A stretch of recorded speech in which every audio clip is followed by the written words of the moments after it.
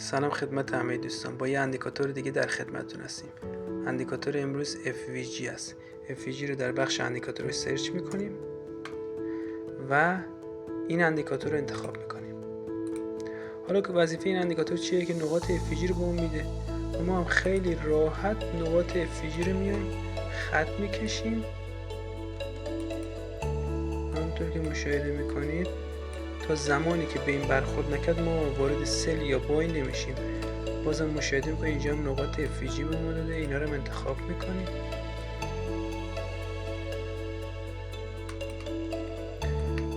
میتونیم با برخورد به این سطوح وارد بای شیم. حالا تایمفریمون رو عوض میکنیم، 30 دقیقه میبریم.